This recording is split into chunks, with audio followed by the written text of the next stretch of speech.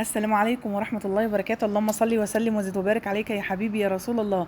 اخواتي وحبايب قلبي، اخباركم ايه؟ وحشتوني. ان شاء الله النهارده هنعمل مع بعض محشي الكرنب على اصوله، وعلى اصوله يبقى ايه يعني قشطه على طول. ان شاء الله هنعمل محشي الكرنب النهارده بالقشطه، هيخليه كده في حته تانية خالص، ريحته هتجيب اخر الشارع، هيخبطوا عليك الجيران يقولوا لك ايه الريحه الروعه ديت، احنا لازم نتغدى عندك. معذره.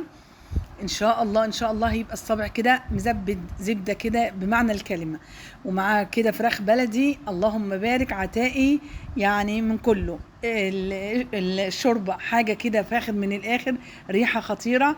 وكله كوم بقى، والقشطه كده باضافاتها هنضيفها على مرحلتين، هتودي المحشي معانا في حته تانية خالص.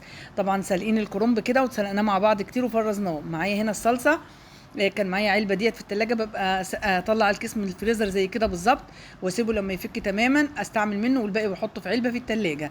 ومعايا الخضره مشكله، بقدونس وشبت وكزبره، غسلها كويس جدا جدا ومصفياها بالشكل ده. معرفش هي الكاميرا جايباها صفرة ازاي. ومعايا البصل، ومعايا فلفل حار او سبايسي زي ما بتسموه، وفلفل احمر واخضر بلدي. بصراحه بينقل المحشي في حته تانية خالص خالص، ما تستغربوش. ومعايا التوابل بسيطة جدا جدا، عبارة عن فلفل وكمون وملح، وبحط انا كده، احب احط حبهان وورق لورا مطحون. دي زيادة كده من عندي اضافة، بس بتنقله نقلة تانية خالص. اللهم بارك. يعني بأبسط الطرق، بس يعني الإضافة بتاعتنا النهاردة اللي هي الأساس أصلا المحشي، هتحطه يعني في حتة في عالم تاني كده وانت بتاكلي فيه. قطعنا الخضره بالشكل ده بعد ما غسلناها وصفيناها، واقطع بقى البصل والفلفل تقطيع عشوائي خالص خالص، لمجرد بس ان انا اسهل على الكبه معايا بالشكل ده. معرفش اصلا في ايه حاصل، جايه ببطء جدا جدا، انا معرفش في ايه، ما كانش كده خالص يعني، بس خير قدر الله وما شاء فعل.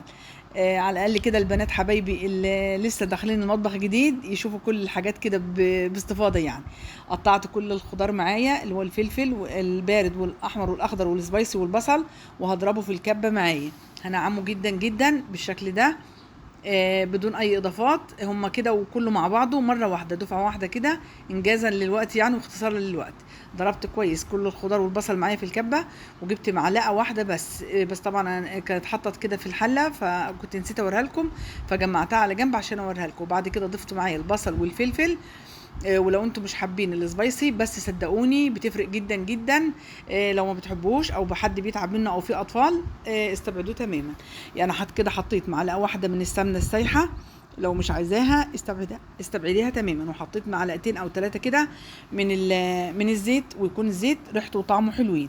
حطيتهم على النار كده يتشوحهم، وبعد كده حطيت التوابل معايا اللي هي البابريكا وكزبره الناشفه والفلفل وكمون وملح.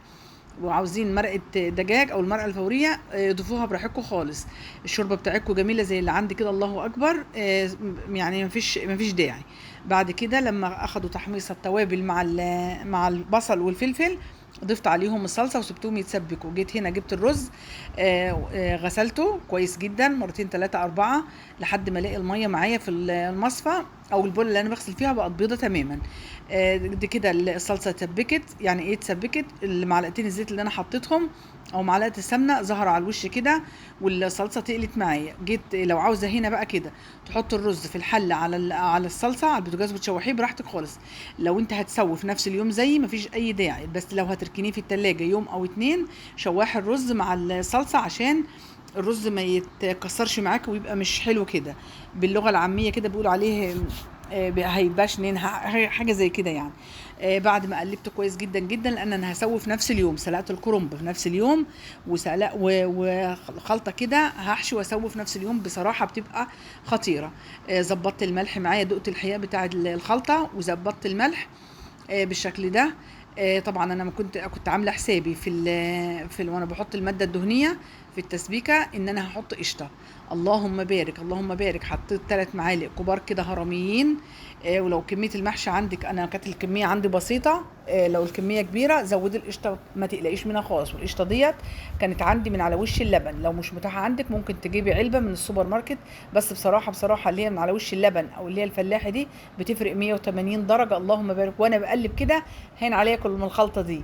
بس الرز بيتعبني بقى الني. مين يعرف بقى دي اسمها ايه بتعملوها ولا لا؟ انا بصراحه ما حدش عندي بياكلها، بس انا بعملها عشان حماتي الله يطعمها من طعام الجنه ويرحمها ويغفر لها يا رب، كانت بتحبها جدا جدا والله. انا يعني ولادي مش بيرضوا ياكلوها، وانا بعملها حبا فيها كده، وبنسى ان هي متوفيه، ولازم عمري المحشي الكرنب ده الا لما بحشيها عشان خاطرها. الله يطعمها يا رب يا رب يا رب من طعام الجنه، هي وامي وزوجي وكل امواتنا واموات المسلمين واختي يا رب، اللهم امين.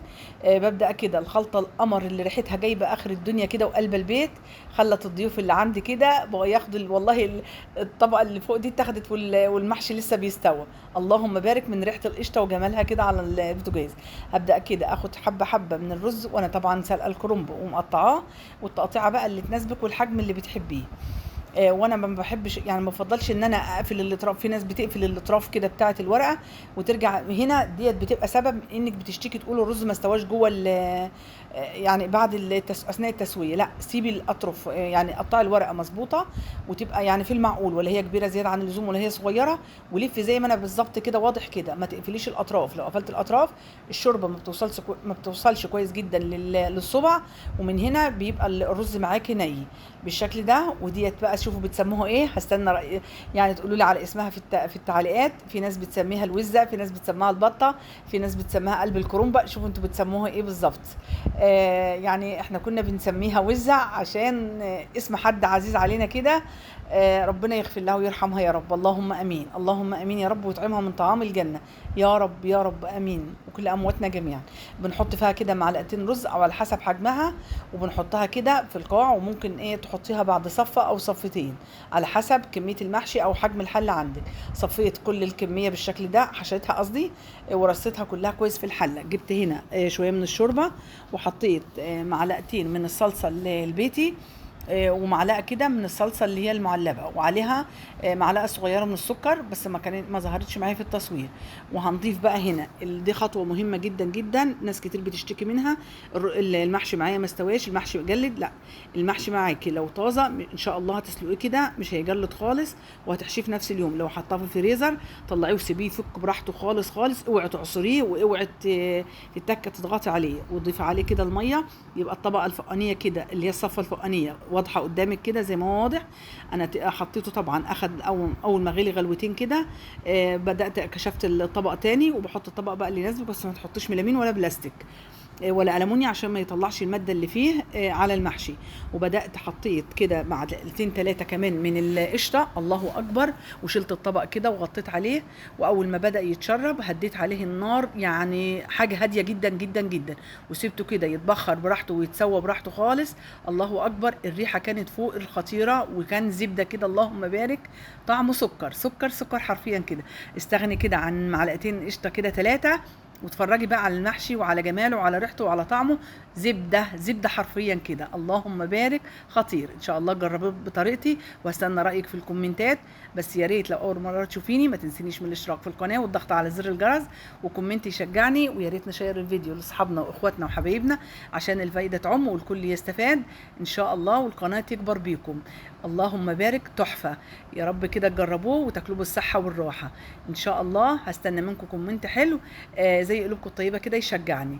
وما تنسوش الصلاه على الرسول صلى الله عليه وسلم في الكومنتات، ودعوه حلوه من قلوبكم الطيبه لاخواتنا كده بالنصر والتمكين. والسلام عليكم ورحمه الله وبركاته. تحفه يا حبايب قلبي، ان شاء الله تجربوه بالقشطه مش هتبطلوه، هيصير ادمان رائع مع الفراخ البلدي كده العتائي، حاجه كده روعه. اللهم بارك. السلام عليكم ورحمه الله وبركاته، في حفظ الله يا حبايبي.